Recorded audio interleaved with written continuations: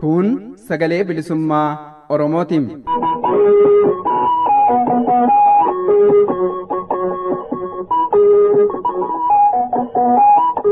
Sagaleen bilisummaa Oromoo dambalii gabaabaa meetir baandii 19 kiiloo heerzii 15,420 irratti jimaataa fi dilbata galgala sa'aatii 8 haga sa'aatii 8 walakkaatti afaan Oromootiin roobii ammoo galgala sa'aatii 8 haga sa'aatii 9tti afaan Oromootiin wal duraa duubaan qophiilee dabarsuu amma jalqabama.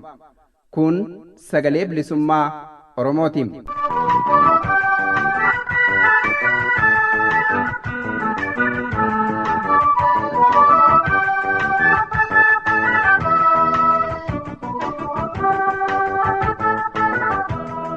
Kabajamtoota dhaggeeffattoota keenyaa akkam ooltan nagaan keenya kabajaa iddoo jirtan cufatti sinaa dhaqqabu. Sagantaa irraa keessatti qophiilee qabnu wal duraa duuba isaa isin beeksisna. Keessummeessituun keessanarraa Anayyaantu Bulchaati. Oduun jalqaba. Oduutti aansee qophii mata dureen isaa firri gara firaa jennaan kal'oon gara loonii jettee jedhutu isinii dhiyaata. Xumura irratti miidiyaalee dhimma Oromoo dubbatan irraa kan arganne isin dhageessisna. As keessatti YouTube chaanaalii Oromiyaa jedhamu Jaal Dr. Baaroo Qannoo fi Jaal Waariyoo Dhamboobaa waliin haala yeroo Oromiyaa fi uummata Oromoo irratti marii taasise kutaa jalqabaa isinii dhiyeessina. Haga xumuraatti akka nu faana turtan isin afeeraa oduun kunootti.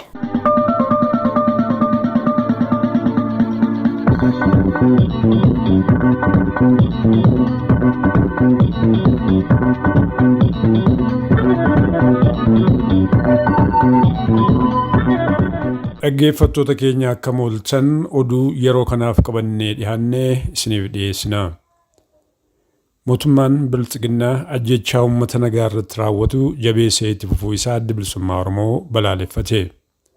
Ajjechaa uummata nagaa irratti raawwatamaa jiru ilaalchisee adda bilisummaa Oromoo ibsa sadaasa 10 bara 2022 baaseen mootummaan paartii Biltsiginnaa ajjechaa uummata nagaa irratti raawwatu jabeessee itti fufuu isaa ibsuudhaan gochaa isaa kana jabeessee balaaleffateera.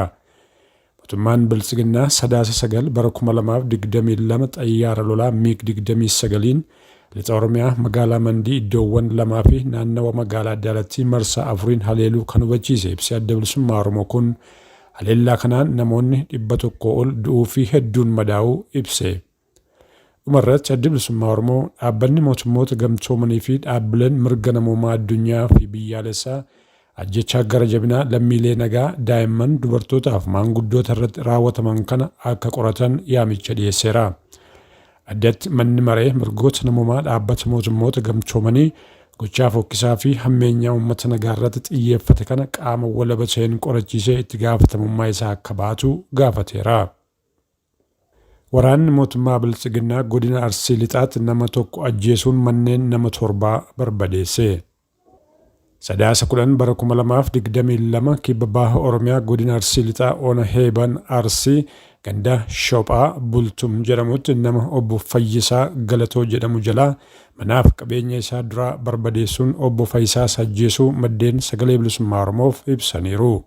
Kana malees ganduma sanatti obbo Tuyyee Gammadaa Tashoo Gammadoo Gamoo Boofee Qossee Foqqisaa Daddafii Jullaa fi Shaabee Bulloo jedhaman jalaa mana isaanii qabeenya waliin dura barbadeessuu maddeen gabaasaniiru. Maqaa waraana bilisummaa Oromoo waliin hidhata qabdu jedhu itti maxxansuudhaan namoota nagaa ajjeesaa manaaf qabeenya isaanii jalaa guban kan jedhan maddeen yeroo ammaa maatiin obbo Fayyisaa Galatoo bakka itti gadda ta'an illee dhabanii gadda irratti gadda dabalataniiru jechuun ifa godhu. Walitti bu'iinsa milishoota naannoo Sumaalee fi Affaar gidduutti uumameen namoonni 10 lakkaa'aman du'uun dhaga'ame. Sadaasa 9 bara 2022 milishoota naannoo Sumaalee fi Affaar gidduutti walitti bu'iinsa uumameen wal qabate yoo xiqqaate namoonni nagaan 18 ol du'uu Addis Istaandard gabaasa tibbana baaseen beeksiseera. Kanneen du'aniin ala namoonni 28 ol ta'an madaa'uu kan gabaase Addis Istaandard hospitaala Biik bulchiinsa naannoo Sumaalee keessatti argamutti geeffamuu hubachiiseera. Bakki walitti bu'iinsi kun itti ta'e naannawa Sumaalee ona Dhayimeediitti ta'uu Addis Istaandard ifa godheera. Dhaggeeffattoota keenya oduun yeroo kanaaf qabannee dhiyaanne kanumaan raawwata.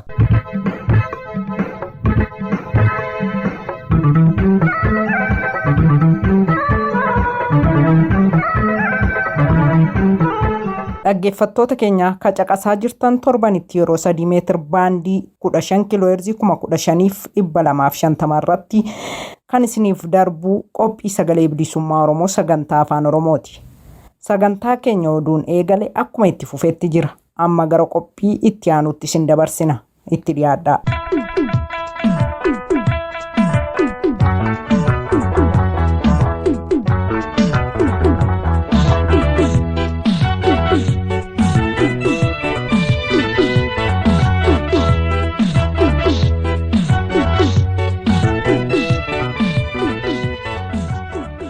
Firri gara firaa jennaan kal'een gara loonii jette.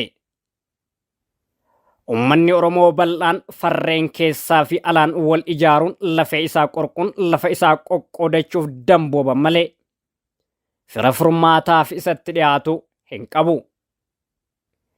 Diinota inikkaa sirnoota dhufaa lufaa impaayiratti keessatti Oromoo hundeen cabsaa turan caalaa kan ammaan tana Oromoo akka hin fayyinetti cabsaa jiru lukkeelee diinaa maqaa Oromoo jedhuun aangoo siyaasaa dhuunfatanii Oromiyaa afaan qawween bulchaa jiranidha.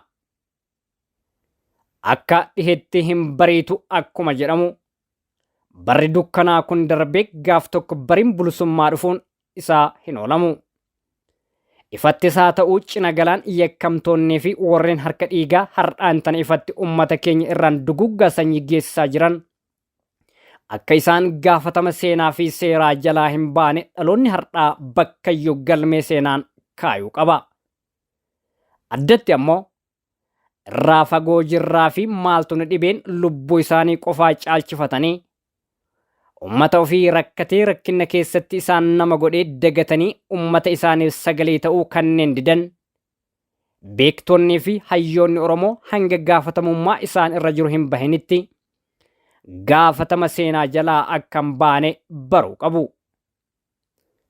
Abbaan iyyatu ollaan birmata akkuma jedhamu dhumaatii ummata keenyaaf namni ani Oromoodha jedhu akka itti jiruu fi bakka jirutti ka'ee saba isaaf sagalee ta'uufiin hanga hin iyyiniifitti alagaan dhumaatii fi buqqaatii saba keenyaa dhageeffatu hin turre hin jiru hin jiraatus.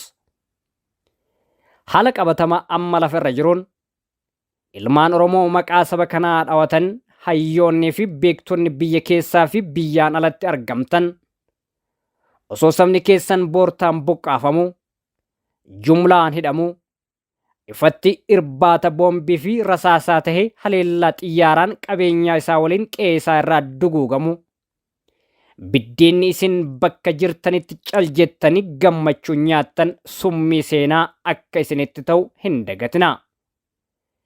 Beekumsii fi qabeenyi keessan har'a Oromaa fi alagaa fayyaduu malee saba keessaniif hin oolle oolmaa bara baraa tahee galmee gurraacha keessatti dhalootaaf galmaa'ee akka taa'u asumaan hubachuu qabdu.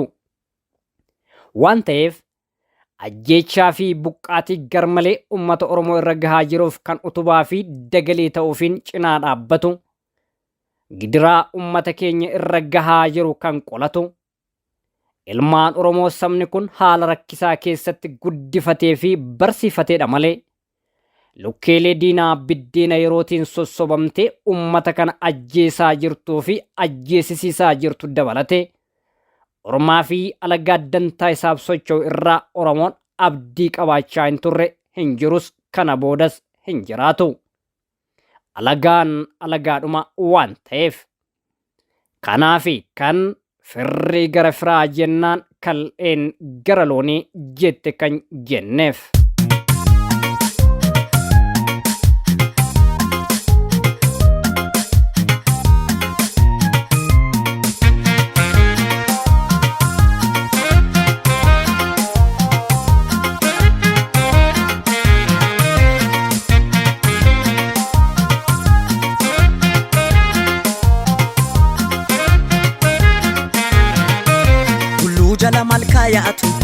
malkaaya'atu maaltu booresse taliila kana maaltu booresse taliila kana lubbuu akka tasaa ba'atu ama biyyoo nyaatu seenaan sirraan ba'atu maaltu lammiif koodeessaa ganaa maaltu lammiif koodeessaa ganaa Hinganu didera anu lammi gadisa ofii maaliif ganu hinganu didera anu hiriyaa gadisa ofii maaliif ganu hinganu jedheera anu lammi gadisa ofii maaliif ganu daalachoo goojee olee galaa ulaatti gaangee hidhatanii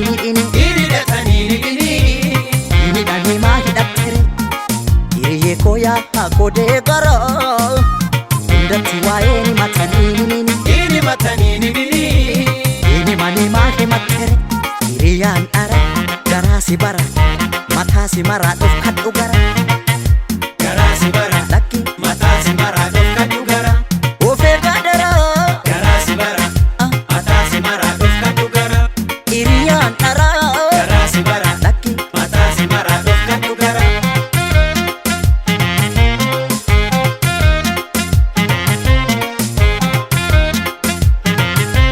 nan deemaa jettus deemii fagaadhu malkaas luba faana bu'an oolanii bu'aan oolanii roorroo namaattus didi jabaadhu garaan abbaa faana duuti du'an oolanii bu'aan oolanii eegan oollee walirraan deessinu yajoollee duutiin oollee walirraan deessinu yajoollee eegan oollee walirraan deessinu yajoollee duutiin oollee walirraan deessinu yajoollee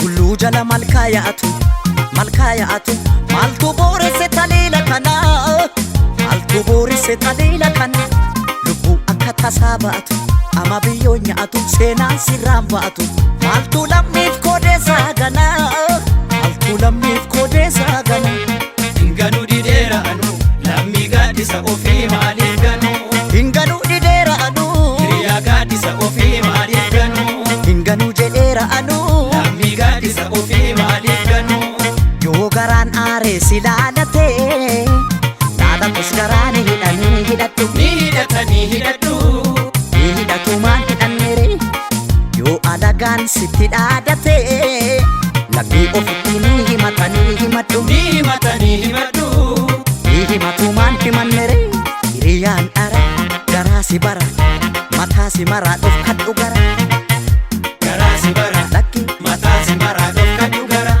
ofee gaadara garaa si bara mataa si maraa dhufkadhu gara hiriyyaan ara garaa si bara lakki mataa si maraa dhufkadhu gara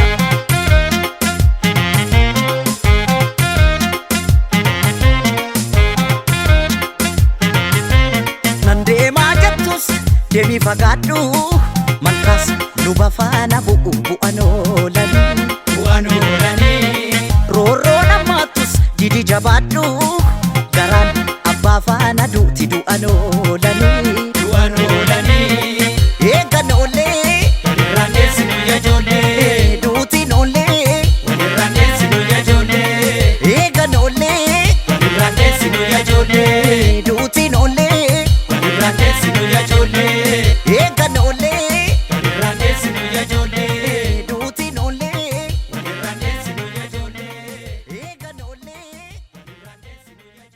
Dhaggeeffattoota keenya ammallee qophiin keenya akkuma itti fufetti jira. Qophiin keenya xumuraa miidiyaalee dhimma Oromoo dubbatan irraa kan arganne haasaa namootaa isin dhageessisna. As keessatti marii YouTube chaanaalii Jaal Dr. Baaroo Qannoo fi Jaal Waariyoo Damboobaa waliin haala yeroo Oromiyaa fi uummata Oromoo irratti marii taasise kutaa jalqabaa isinii dhiyeessina faana bu'aa.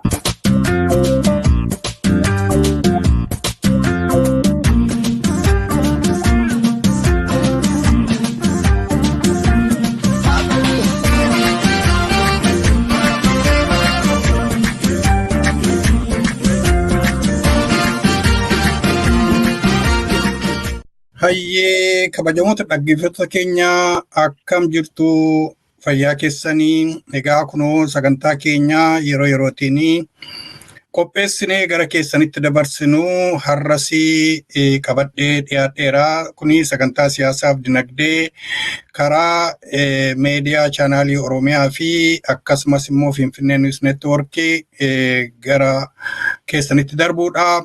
Sagantaa kanarratti irra deddeebi'ee akkuma dubbachaa ture.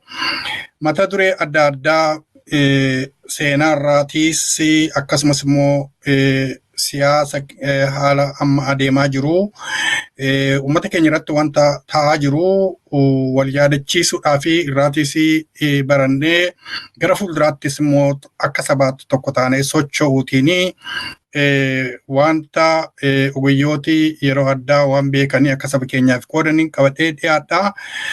Har'a ogeeyyoota lama qabadhee dhiyaadheen jira. Isaan kunis immoo namootuma kanaan dura miidiyaa kanarratti beektanii tokko Jaalle Waariyoo Danboobaa akkasumas immoo Jaalle Dr.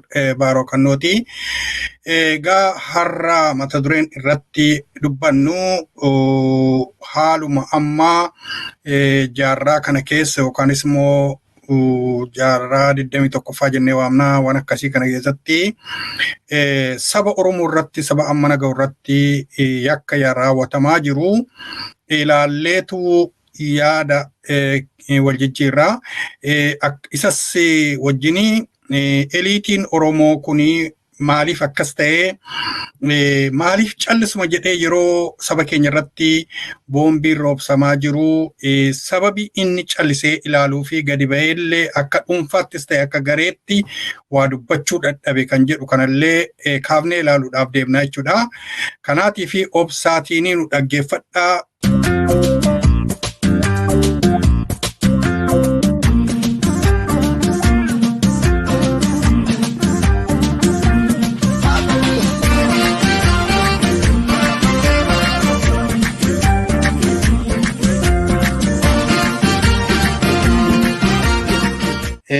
Kabajamoota dhaggeeffattoota keenyaa egaa keessummoonni koo har'aa baga nagaatiin dhuftanii kanaan duras dhuftanii saba keessaniitii fi yaada kennaa turtanii har'allee akkasuma baay'ee haala gaddisiisaa ta'ee fi haala hamaa keessa sabi jaarraa 21ffaatti keessa seennee jirra jaallan. Waan kuni saba amma naga'u lakkoofsaan amma naga'u kana mudachuun irraan turretu saba kana mudatee jira. Maa inni amalli sirna mootummaa biyya Itoophiyaa keessa jiru kana jennee yaanneetu mee jechoota tokko tokko akka seensaatti kaasaa isinillee kana keessa dhimma itti ba'uu dandeessu. Amma mootummaan Itoophiyaa keessa gaafuma ganamaa yoo kaane ilaalle addunyaa kana keessa warri Juushii yeroo Second World War Juushoota gara miliyoonii 6 dhumee jedhama. Walumaa galatti lola sana keessatti immoo Hitler sirni faashistii Hitler miliyoona gara Raashaa fi gara miliyoonii 22 dhumee jedhama. Uummati Oromoo akka sabaatti yeroo biyyi isaa weeraramu uummata miliyoonii 10 keessaatii miliyoonii 5 dhume. Achi eega kana dhumeeti waan kana beekamaan jiru namni duukaa bu'ees maayin amalli gocha jenosaayidii akkasii jedhee namni dubbatu yeroo baay'ee hin jiru.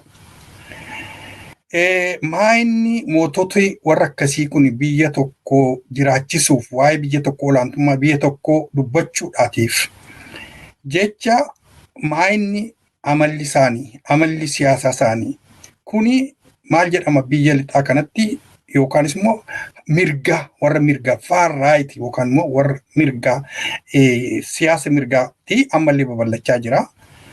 Awutoriteeriyaan yookaanis immoo humnaan warra of jalatti dhiichanii bulanii biyya bakka buune jedha sana ol kaasaniitu olaantummaa ishee fi gosa saba dubbannaaf jedhan sana ol kaasanii saba warra kaan tuffataniitu fakkeenyaatii fi akka Itoophiyaatti Itoophiyaanizim yookaanis immoo naashinaalizimii Itoophiyaa olaantummaa isheetu dubbatama. Ayidooloojiin yookaan immoo amantaan isaanii Itoophiyaa tokkitti, saba tokkitti, biyya tokkitti kan jedhu amantaa tokkotti kan jedhu sanaati warra deemanidha. Kuni warra sirna nafxanyaa geggeessanidha. Isaan kun egaa har'a kan ittiin liidii kan godhe akka kana geggeessaa jiru nama maqaansa Abiy Ahmed jedhamudha. Oromoodhaanii yoona jalatti hin bultan ta'e waggaa 1,000 dudduubatti isin deebisa nama jedheedha. Egaa kan isaan immoo itti boonanii dubbatanii waraana, humna waraanaa, militarizim, humnaan immoo uummata garboonfatan, humnaan cafaqanii gadi qabanii bushuudha. Dhaabbolii siyaasaa jiran opposition kan jedhu, formal opposition yookaan dhugaa opposition kan jedhamu isaaniin mana hidhaatti guuru, mana hidhaatti naqu. Warra kaan interestii individual illee warra isaaniif hin bulle isaan kanallee mana hidhaatti naqu jechuudha. Maayin political ideology akkasii faashizimiidha. Addunyaa kana keessatti yoo laallee faashizimiidha jechuudha. Kuni Xaaliyaanitti jalqabame, Awurooppaatti second world naannoo sana fuuldura faca'ee, Jeermaniitti wanni ta'e baay'ee akka kanaatiin waan deemaa jiru. Ideoloojiin PP amma deemaa jiru kana wajjin wal fakkaata. Militarizim amma Tigraay keessatti kan ta'e argaa jirra. Ideoloojiin PP maal jedhu prosperity party jechuun ekonomiidhaan kaanee guddanna. Hunduma eegal of jala gashinee tu akka keenya yaada keenyaatti fudhachiifne jedhaniitu akka kanaatti warra deemaa jiranitu biyya kana bitee jira jechuudha. Kun guddatee kana hojiirra oolchuuf jecha yeroo Tigraay keessatti kunu ammaa kana egaa nagaa buufneerra mooneerra jedhanii Oromiyaatti darbanii jiru. Sabi Oromoo akka sabaatti facaasanii gargar hiiranii bakka tokkotti fixanii bakka biraatti deebi'uudhaaf warra sabeeffatee jirudha jechuudha. Isa akkasii keessaati waa'ee dirooniitiin saba keenya rukutaa turame dheengadda kaafne miidiyaa kanarratti kaasaa dubbachaa turre, uummata keenya beeksisaa turre. Amma immoo guyyaa 2-3 booda magaalaa Mandii keessatti dirooniitiin guyyaa gabaa iddoo lamatti boombii harcaasuun gara 100 olii ammas itti dabalamee jira jedhama. Diroonii kana ilaalchisee dhaabii tokkittiin waa'ee kanaa ilaalchisee ibsa baase balaaleffannaa kan godhe adda bilisummaa Oromoo duwwaadha. Oromoo ta'anii akka dhuunfaatti illee saba kana keessa dhalatanii warri waa'ee kanarratti jecha tokkollee hin dubbatintu jira jechuudha.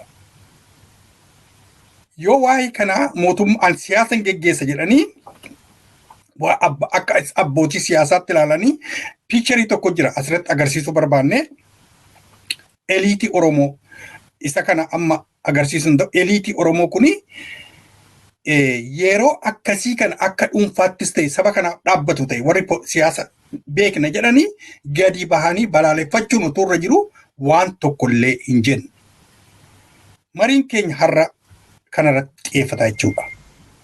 Maaliif akkas ta'e? Jaarraa 21ffaa keessa yeroo sabi kun dhumu akka kanaatti hiyyeessi dhumu, ijoollee dargaggoon ola deemuun dhuman, dubartii ajjeesan akka kanaatti karaa waraanaa dhabanii xiyyaaraan saba keenya fixaa jiran akkamitti kan jedhu yeroon fudhadhee kanarratti akka mari'annuuf har'a kan isin affeere. Egaa mee dura haala isa warra eliitii kan utuu hin taane haaluma amma sabi keenya keessa jiru irratti xiqqoo gaaffii 2-3 jira. Sabi keenya jaalannaboo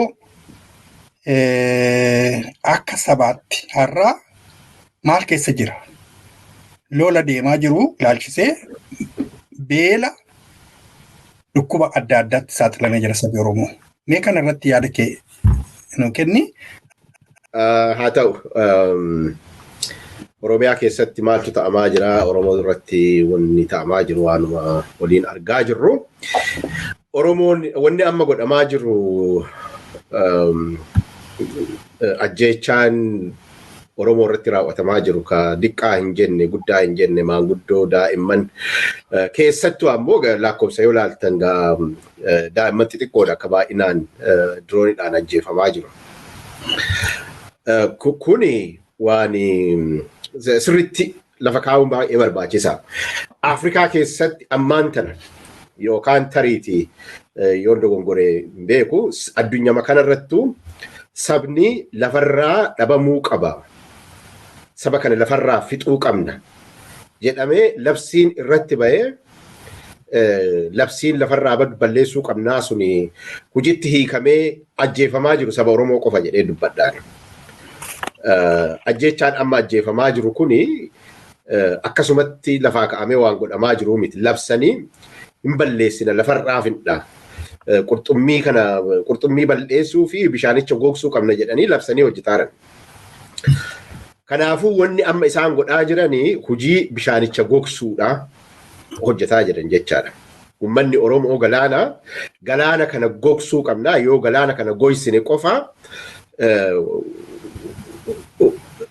sagalee qabsoo ukkaamsuun danda'ama. Yoo galaana kana yoo uummata Oromoo balleessine qofa waraana bilisummaa Oromoo to'achuun danda'ama jedhanii labsii baasanii hojjetaaran. Labsii Disembar 2020tti paarlaamaa isaanii keessatti caffee keessatti Abiy Ahmed karaa Faqaaduu Tasammaa baasee nutti meegaa isa wanni amma godhamaa jiru san.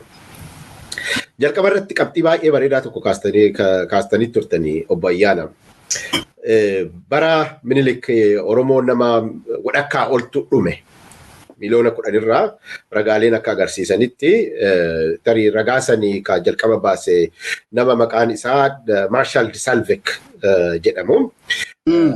First hand information dha kan inni baase. Dhaqee kitaaba isaa bara 1900 keessa na fakkaate kaman taffame yoo nan dogongoruu baadhe 00 yookaan 01 keessa 00 keessa. Yaa dhaqee wanta ijaan arge katabe nam kun.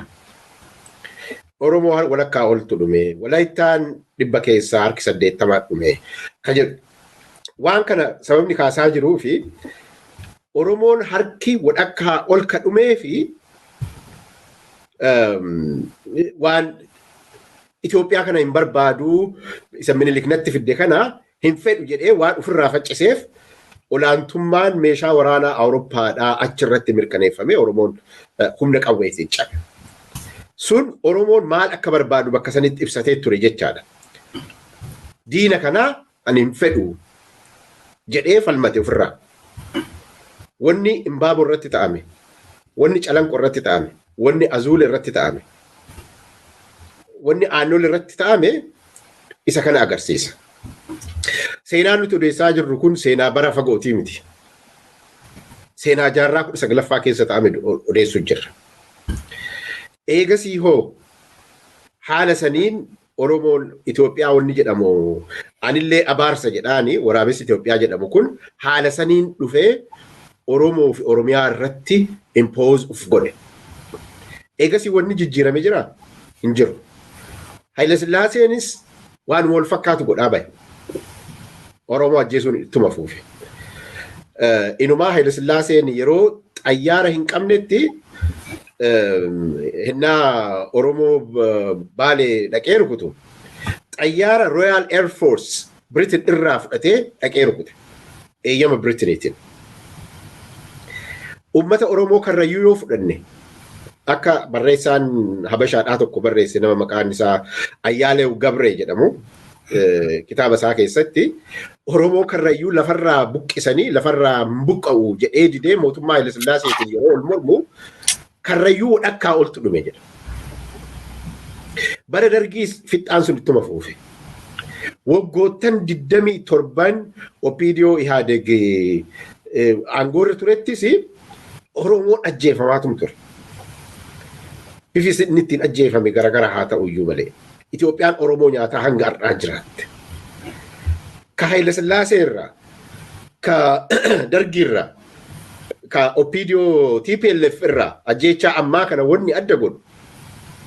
ifaan ifatti labsii baasan Oromoo lafarraa balleessina jedhanii Abiyyi Ahmad fa'aati. Yoo Oromoo balleessine qofa nagaa argachuu dandeenya jedhanii labsii baasan san hojiitti hiikaaran. Garaagarummaan isaan qaban kana qofa malee martinuu wanni underlying goonee hubachuu qabnu Haile Sillaaseenis haa ta'u, Dargillee haa ta'u, Minilikillee haa ta'u, OPDO TPLF illee Itoophiyaa ta'aniiti ka Oromoo ajjeesan. Itoophiyaa bakka bu'anii Oromoo ajjeesan. Warri har'a daa'imman teenna ummata keenya bakka ummata waaqa waaqeffataa jiru fa'aatti roobsisanii bara. Cobitti. Daa'imman mana keessatti bombii itti roobsisanii daa'imman fixanii. Kanamaaf godhaaran tarii Oromoon Itoophiyaan kaleessaa ta'a afaan Tigiree predominantly haasoftu ta'uu danda'u. Tadheen gaddaa ta'a afaan Amaaraa haasoftu ta'a bara Haile Sillaasee illee ta'a Amaaraa haasoftu. Har'aan tana masaraa mootummaa Itoophiyaa keessatti afaan Oromoo haa haasa'amuyyuu malee Itoophiyaatu Oromoo ajjeesaa jira. Wanni an kana gadi fageessinee jala sararee dubbachuu barbaaduufi Itoophiyaan karaa danda'ame maraan Oromoo ajjeesu jirti. Ka dandeette dirooniidhaan ajjeesu jirti. Kaan qawween ajjeesu jirti. Kaan lafoodhaan itti duulanii ajjeesaaran. Karaan nuti irratti hin dammaqne ammoo karaan afuraffaa ka Itoophiyaan Oromoo ittiin ajjeesaa jirtu biological weapon fayyadamaa jirtan. Quotationii keessatti biological weapon jedha. Biological weapon inni jedhuuni sagaagaltoota Oromoo keessatti horsiifatte. Sariin dhoksaadhaan Oromoo keessatti horsiifatan. Ka garaa isaaniitiif bitaman. Sanniinis bobbaafattee Oromoo waliin afaan faajjii Oromoo keessatti fidaatti. Inni jechaa jiru warra ammaan tana waraanni amma geggeeffamaa jiru waraana waliiniiti. Waraana siviiliiti jedhan. Oromoo ajjeesaara warri jedhee afaan faajjii kana oofaa jiruufan jechaa jira. Warra sariin waraabesse yeeyyii Itoophiyaan dhoksitee Oromoo keessatti guddifatte. Isaanis equally Oromoo dhabamsiisuuf hojjetaa jiran. Kanaaf isa kana irratti dammaquutu nurra jira. Wanni Oromiyaa keessatti ta'amaa jiru kanuman jedha gaaffii gaafatamee fi ammaaf. Mee otuun gara Dr. Baarootiin seenini seenaa irraas kaaftee ammaatti wanta saba kanarratti gochi yakki. By the way, warri Armeeniyaa, warri Turkii Armeeniyaa miliyoona tokko walakkaa ajjeeffame jedhamee biyyoota akka biyya Faransaay fa'aa biyyooti addunyaa UN keessatti illee kaasan wanti kun recognized ta'ee wanni ta'u ture jira yeroo isaan haasa'antu jira. Uummata miliyoonii 5 dhume. Eeggasii immoo isatti kaafte kana jira. Eegumas gaafa sabni Oromoo kun sirna garboonfataa jala galeeti Oromoon bakka adda addaatti karaa lolaa karaa addaa harcaa jira, ajjeefamaa jira. Amma immoo fuulduratti wanni taasanii jiru. Fakkeenyaaf jecha amma jettee Itoophiyaan maayinni wanni baafatanii Oromoo kana dhabamsiisuun nurra jira kan jedhu akka kanaatti adeemaa jiru. Kuni maaltu gargar godha? Hitler warra Jiwushii sana uummata kun baduuma turre jira jedheetu irratti yakka ni yaafate suni egaa Hitler faashistiidha. Faashistoon saba uummata xixiqqoo akka warra fakkeenyaaf Roomii Awurooppaa warra as keessa jira Roomsi warra jedhamu kanarra kan isaanii dubbatamu maaliif akkuma kan Oromoo ta'e kanatu raawwatame. Faashizimii irraati sirna Itoophiyaan Oromoo irratti raawwachaa jiru. Maaltu adda godha sirna faashistiirraa? Waan baay'ee irratti dubbachuun danda'ama. Waan qorannoo guddaa irratti hojjetanii bal'inaan waa hedduu kaasuun ni danda'ama. Ka Hitlerii fi ka amma Oromoo irratti godhamaa jiru kana wantoonni adda godhani.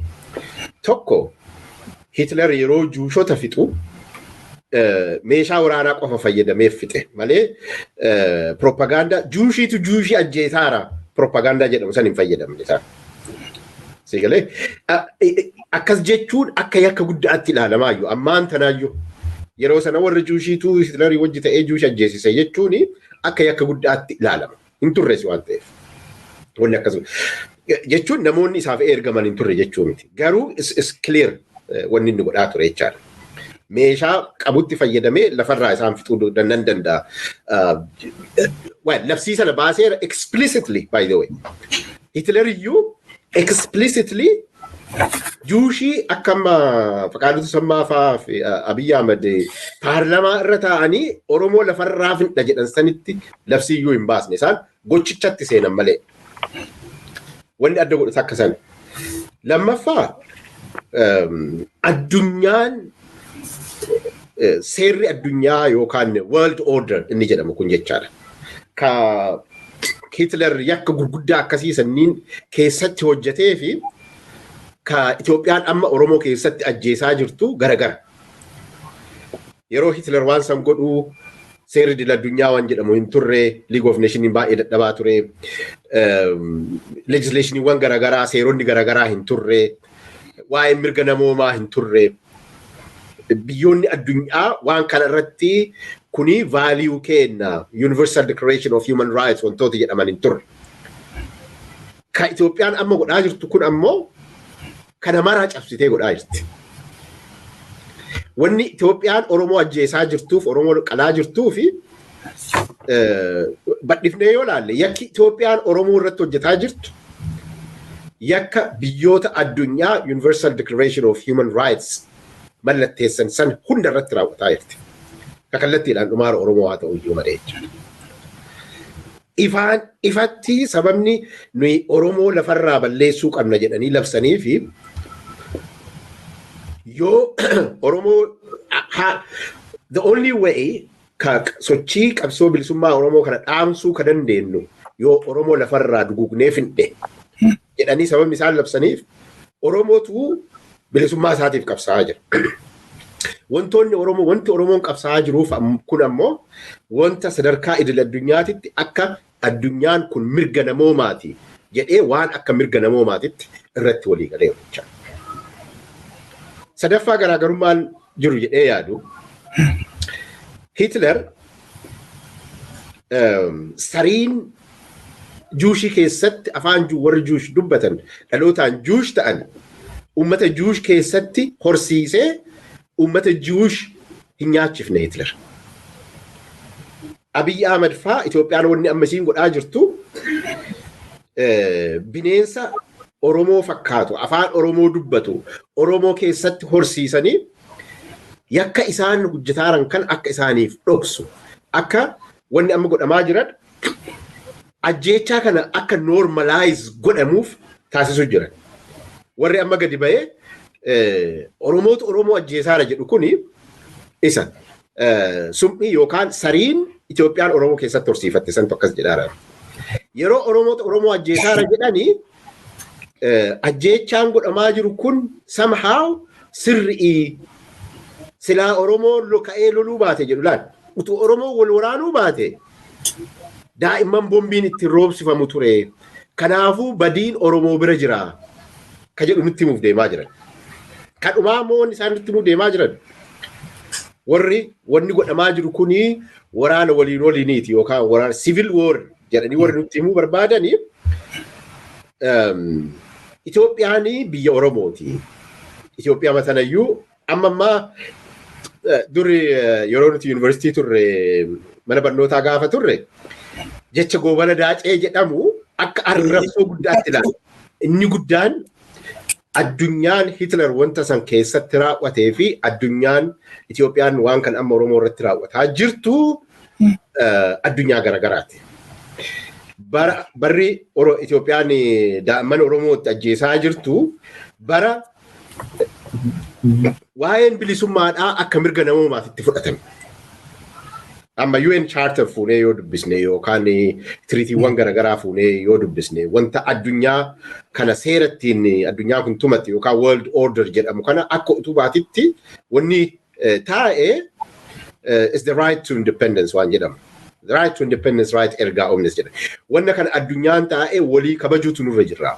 Sabni kamiyyuu taanaan yoo hiree ofii murteeffachuu qaba. Hiree ofii murteeffachuu jechuun ammoo akkaataa United Nations Charter irratti taa'eetti the right to become independent state jechuudha. Addunyaa akkasii keessatti Itoophiyaan kana godhaa jirti. Addunyaa waa'een mirgi dubbachuu guaranteed itti ta'e keessatti kana godhaa jirti. Heerri mootummaa Itoophiyaadhaa waa'ee hiree ofii murteeffachuu recognize godha. Heerumti mootummaa Itoophiyaatu. Ka Itoophiyaan amma hiree ofii murteeffachuu uummata Oromoo nama jedhu uummata Oromoo kana lafarraa yoo fixe warra waa'ee hiree ofii murteeffachuudhaa kana gaafatu balleessuu danda'a jettee irratti hojjetaa jirti. So addunyaatu garagara. Malee metodoloojii wantooti kuuwwan bakka itti ol fakkaatu qabaa, bakka itti garaagarummaa qabaatu qabaa. Kun ammoo Hitler sagaagaltoota siyaasaa fi yeeyyii uummata Juushii keessatti horsiisee isaanitti hin fayyadamne. Akka amma Itoophiyaan fayyadamaa jirtu kanatti jechuu barbaadeeti. Kana waan jedhe boodan itti deebi'a kaafi. Tole hayyee galatoomii. Tole. Dooktar Baaroo mee gara keettiin dhufaa mee ammas mee ishee duraa kanarratti xiyyeeffannaa haaluma baay'ee nama gaddisiisutu saba keenya irratti raawwatamaa. Yeroo diroonii kan jedhamu teknooloojii haaraatu dhufee teknooloojii haaraa kana dhimma itti bahuuni geessanii gabaa keessatti jechuudha. Gabaa mandiis biilaas kan ta'e gabaa keessatti iddoo gara lixa shaggaritti immoo cheerchii irratti iddoo akkasitti saba I think gabaa irrattis ta'eera wanti kun. Kuni genocide jennee dubbanneera. Genocideetu raawwatamaa jira saba keenya irratti. Sanyii duguuggaa kan jedhu waan akkasii kaafneera.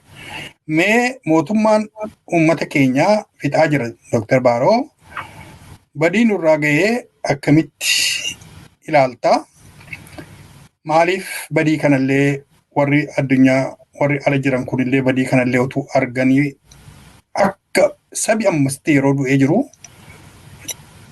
gara 90 biilaa keessaa gara 100 mandii keessaa gara 30 iddoo Tultukaarraa gara nama 30 ta'uu lixa shawaa yeroo durii torbee Oktoobar keessaa iddoo baay'eetti akkasuma lakkoofsa sammuu keessaan qabu maleessaati iddoo baay'eetti waan akkasii raawwatamaa jira. Kuni attention illee dhabee jira. Maaliif akkas ta'e Dr. Baaroo mee kanarratti ati nu jalqabifatu ta'e. Ayyee obboyyaana galatoomaa. Waa'ee gaaffii sadiidha. Tokko waa'ee saba keenya irra ga'aa jiru, lama waan dirooniidha maaliif hin dubbatamuudha inni sadaffaani. Waa'ee saba keenya seenaa ilaalchisee jaallannaboon irratti baay'ee dubbateera irra hin deebi'u.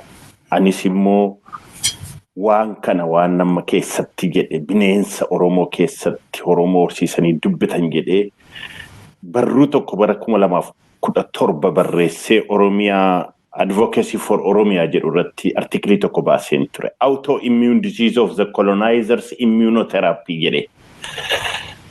Dhukkuba saroota nu keessatti guddatanii jedhe barreesseen ture kana. Kana ifatti lafa kaa'ee jira. Kan abbaan argis dubbisuu hin danda'a. Amma maalluun jedhu diinonni keenya yeroo baay'ee isa seenaa sakaleessaa dhiisaa har'a addunyaan jijjiiramaa jira. Har'a addunyaan teknooloojiin guutamee jira.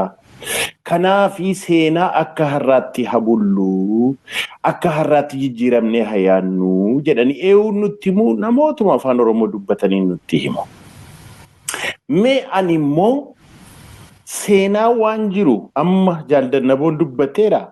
Har'a warri akka sanatti yaanna jedhu saba keenya har'a guyyaa har'a sa'atii amma kana maaltu ga'aa jira jedhu mallattoo ja'an tokkoon kaasa. Tokko psychologically uummata keenya mootummaa Oromiyaa kan Oromiyaa bulchu jedhanii kaabineetti baasanii caffeetti baasanii waraana naannootti ijaaranii ummata Oromiyaa naannoo Oromiyaa mootummaa Oromooti jedhanii dhaabanii kan isaan ajjeesan Oromoo, kan isaan hidhan Oromoo, kan isaan qalan Oromoo, kan isaan gudeedan Oromoo, kan isaan hiyyoomsan Oromoo. Akkamitti kun mootummaa Oromoo ta'uu danda'a? Kun psychologically brainwash guyyaa har'aa ta'aa jiru kanadha. Lammaffaa sagalee Oromoo ukkaamsu sagalee nafxanyaa har'a gara miidiyaa 30 olii banatanii gara FM raadiyoo 50 olii banatanii freely rakkoon tokko utuu hin jiraatin Oromoo arrabsaa, Oromoo bineensa gochaa, Oromoo gurraachessaa. Mootummaa isuma ofii dhaaban sana immoo ajjeesaa hin jirtu, Oromoo sirriitti ajjeesaa hin jirtu, jabeessitee ajjeesuu qabdaa, gudeeduu qabdaa, qaluu qabda, beelessuu qabda jedhanii qeeqanii sagaleen garuu haqa saba kana, mirga saba kana, mootummaa Oromoo jedhee isa dhaabbatu bineensa nu keessatti guddate autoimmune disease of the immunotherapy sana isa sana sagalee Oromoo tokko dhageessisaa jiru. Sadaffaa mirga dhalli tokko, mirga dhalli namaa tokko haqaan itti qabu lafarratti nyaachuu, dhuguu, yoo dhukkubsate fayyaa argachuu, karaa gaarii argachuu, yoo rakkoon dhibeen tokko irratti itti iyyatu gargaarsa social service waan ta'e meeshaa waraanaa godhatanii uummata Oromoo har'a keessatti uummata giddugaleessa karaa dhihaa, uummata dhihaa, uummata Boranaa, Gujii akka jirutti meeshaa waraanaa godhanii fixaa jiru. Shanaffaa beela waggaa 4 guutuu namni hin qotanne, namni hin facaafanne, namni karaa biraa itti dhufne karaa uraa itti marsanii uummata kana beelessaa jiru. Shanaffaa dippiloomaatikaali yoo ala baanee dubbanne asitti bakka bu'aan warra Awurooppaa itti gaafatamaan Afrikaan ishuu dhaqee waa'ee saba keenyaatti meennaan maal jette? Maali mootummaan keessanoo mootummaa Oromoodhaa akkamitti isin hin dubbattanina? Yaa giiftii kon jedhe. Dhukkuba nama dhukkube abbaatu himatamoo ollaatu si himaa? Dhukkuba amma nu dhukkubaa jiru Oromooti himachuu qaba. Jarri kun Oromoo ta'uun isaanii paaraameetirii amma lafa kaa'amee jiru. Kanaaf ilaalaatii Oromoof Oromoon taanee isaanii hubattu. Kanaaf rakkoo saba kanaallee akka itti hin dubbannetti hidhanii takaalanii lafa kaa'an. Kun walitti qabaatti maal jedhama? Metastatic colonization. Kaansera faca'ee nama fixaa jiru jechaadha. Sabi keenya kana keessa jira. Kana keessaa falmatee ba'uun abbaadhaan jedha. Gaaffii keessan salammataa gara dirooniitti yeroo darbu. Diroonii dura maaltu ta'aa ture? Diroonii dura Oromoo kanarratti maaltu ta'a? Ijoolleen diroonii sirna nafxanyaa amman tuqaalee kanaa olitti kaa'e kanaan jiran maaltu godhamaa ture dura? Maaltu karaa qajeeshaa ture har'a dirooniin ga'e kan jedhu isas ilaaluun barbaachisaadha. Amma isas gara utuu diroonii sana hin ga'in gara tuqaa 7 tuttuqa. Tokko komaandi poostii uummata Oromoo irra ka'anii komaandi poostii zoonii 11 irra ka'anii jalqabarraa kaasanii fixaa, hacuucaa, cunqursaa, jilbeenfachiisaa turan. Isa barbaadan ajjeesaa turan. Ajjeechaan kun bara sirni jijjiiramaa dhalate jedhanii Wallaggaa irratti boombii darbachuu jalqaban. Dambidooloo irratti achirraa kaasee jalqaban. Komaandi poost tokko jedha. Haadhii yookaan ijoolleen diroonii maal akka ture baruudhaaf diroonii kanarra akkamitti ga'ee isa jedha. Lammaffaa warri kaleessa fagoo hin nannu isa Minilik dhiifnu, Haile Sillaasee dhiifnu, Dargii dhiifnu bara EPRDF keessatti warri harka isaanii dhiigaan laaqame warri Oromoo fixaa ba'e ajjeesaa ba'e har'as garaan isaanii bokokee guuttatanii Oromoo ajjeesaa itti fufaa jiru. Kun bara 1991 irraa ka'eetti jira. Kan har'as duu kan kaleessas duu qabsaa'ama isa kaleessa du'ee bosonatti biyyoo nyaachaa ture fincaan dhugaa ture. Eewuudhe Abdii Raggaasaa fa'a, eenyu fa'i Mikaa'el Booranaa fa'a, eenyu fa'i miliyoona kan hidhamanii jiran achi keessatti. Eenyu fa'i hayduree adda bilisummaa Oromoo Jaal Daawit Ibsaa fa'a. Eenyu fa'i kan bosonatti balfatan woboo kumaatamaan lakkaa'amu. Kaleessas du'aa turanii har'as du'aa turan gaaffii qabu. Garuu warri har'a sirna kana diriirsanii nu ajjeesaa jiran warra harka isaanii dhiigaan laaqqatanii dhiigaan guutamanidha. Sadaffaa Daani'el Kibrat gorsituun waa'ee ijoollee diroonii haasa'aa jira. Gorsituun Abiy Ahmad maal jedhe? Amma rakkoon impaayera kanaa guddaadha. Cimaadha keessatti dubbiin Oromoo cimaadha jennaan Yittaa Kamaal jedhe. Yittaa Kamaal akkamitti Oromoo akka ajjeesan qopheessanii jiru. Inni Yittaa Kamaal jedhe yeroo har'a boombii facaasanii uummata keenya barattoota keenya akka saanduwichii hambargarii Makdoonaalitti yeroo dhiyeessan ijoollee isaanii paarkii Finfinnee keessatti paarkii tossina jedhee Oromoo ani Oromoo jedhee afaan banee dubbata. Ijoolleen keenya garuu saanduwichii Makdoonaalii ta'aa jiru. Abbootiin keenya haadholiin keenya saanduwichii Makdoonaalii ta'aa jiru. Kana inni Yittaa Kamaal jedhe. Afuraffaa obbolaa lamatu wal lolaa jira jedhanii hurrii nutti kaasaa turan.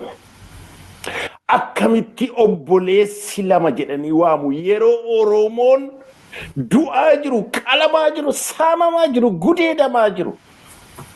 Obbolaa lama jedhanii warri waaman kun akkuma sila Jaal Dambooboon jedhe warra saree isaan mana keessatti guddifatan. Warra takka maalummaan isaanii haqi sabaa, haqi namaa itti dhaga'amedha. Inni shanaffaan national negotiation jedhanii dubbii Oromoo qabsoo Oromoo bilisummaaf Oromummaa karaa balleessaa jiru. Karaa harkaa cabsaa jiru. Karaa sana hunda dhiifama naa godhaa. Booda sii bilbila amma walgahii tokkorran jira. Kanaafi har'a karaa harkaa balleessaa jiru. Maali hiikaan naashinaalizimii sabummaaf qabsaa'uun kun maali? Bitaadha moo mirgaadha moo oli moo impaayera kana keessa maaltu jira? Akkam lakki wanti jiru Oromoon haqa isaa gaafataa jira. Biyya koorratti abbaa biyyaa ta'a. Saba koon bulchaa. Du'a jalaan oolchaa. Gudeeda jalaan baasaa. Qabeenyaasaa kana fuudheen mana barumsaa banaa. Kiliinika banaa. Karaa hundan geessisa jedhe. Kanadha. Gaaffii Oromoo garan balleessidha. Amma inni torbaffaa gara diroonitti si dhumuufi gara obbo Ayyaanaa.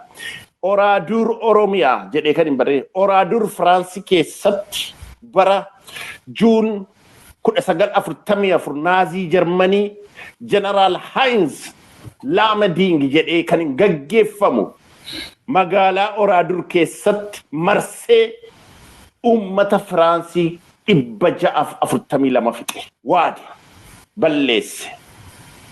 Nama ja'a qofan miliqe. Har'a naannoon sun magaalaan sun namni keessan taa'u tuurizimii ta'ee ta'aa jira. Har'a guyyaa har'aa kana Wallaggaa Oraadur gochuuf deemu.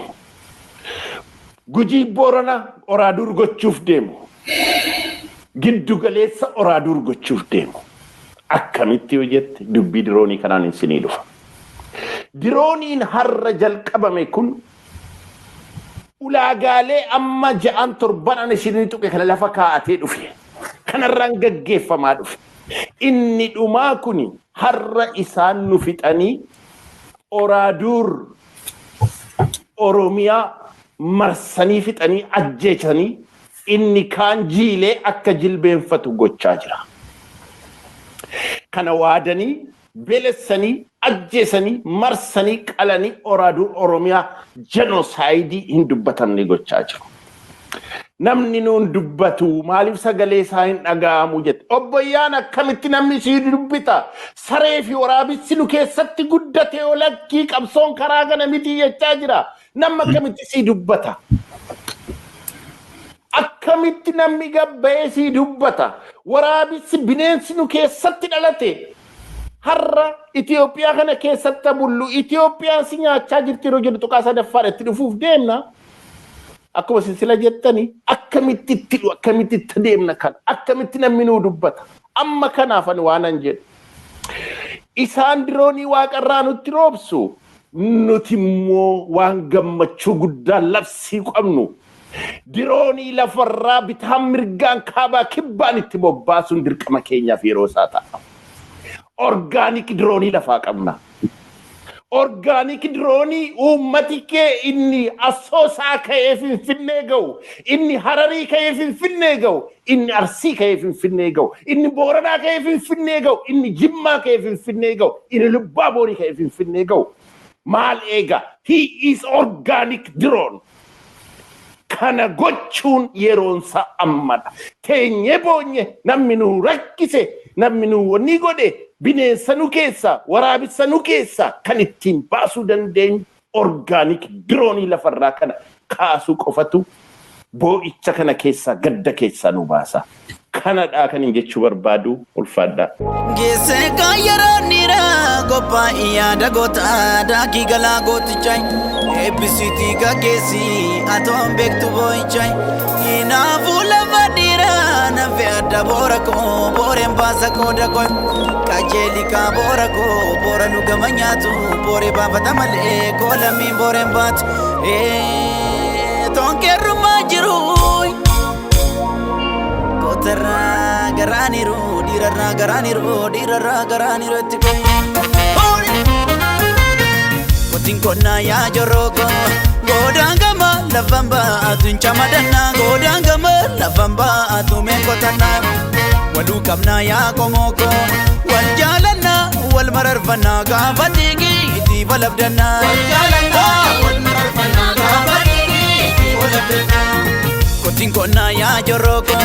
Godangama lavamba atuncha madana godangama lavamba atume kotana walu kamna ya komoko wal jalana wal mararfana gafatigi iti walabdana wal jalana wal mararfana gafatigi wallo wallo wallo wallo wallo wallo sabi wallo Damasaka alime tukilali akayiriyan akuma komo walirane so agarta ade hari arkan kodatu jarri biya gota biya dira shawati darari shimali Damasaka alime tukilali akayiriyan akuma komo walirane so agarta ade hari arkan kodatu jarri biya gota biya dira shawati darari shimali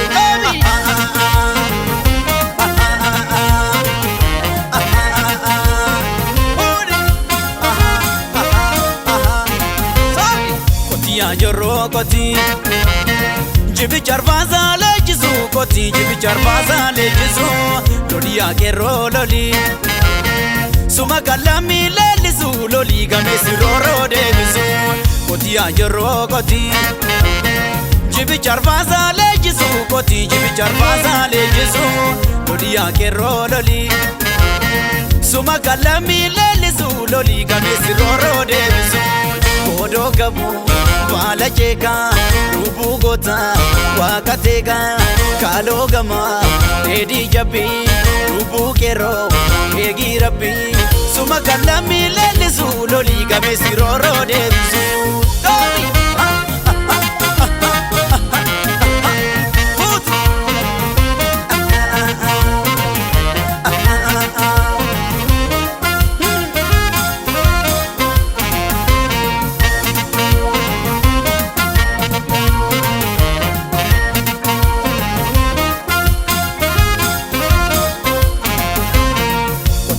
Ya joroko godangama lavamba atuncha madana godangama lavamba atume kotana walu kamna ya komoko wal jalana wal mararfana gafatigi iti walabdana wal jalana wal mararfana gafatigi iti walabdana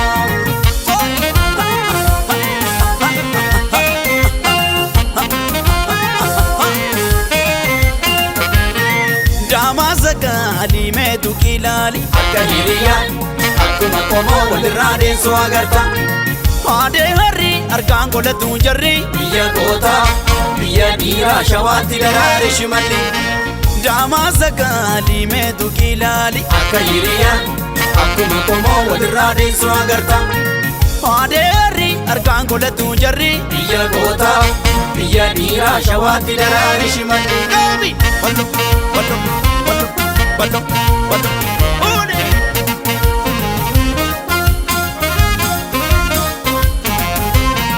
Kotiyaa jorroo kotii Jibi charfaasa leejisu kotii jibi charfaasa leejisu Loliyaa kerroo lolii Suma kalami leellisu lolii gameessi rooroo deebisu Kotiyaa jorroo kotii Jibi charfaasa leejisu kotii jibi charfaasa leejisu Loliyaa kerroo lolii Suma kalami leellisu lolii gameessi rooroo deebisu Riyyee waliin yoo daadatu wabii kerroon wal waammatu shaggar gubbaan daabeen kumaa koonii lollaan taa'eettumaa suma kallamii leellisu lolii gameessi rooroo deebisu. Riyyee waliin yoo daadatu wabii kerroon wal waammatu shaggar gubbaan daabeen kumaa koonii lollaan taa'eettumaa suma kallamii leellisu lolii gameessi rooroo deebisu.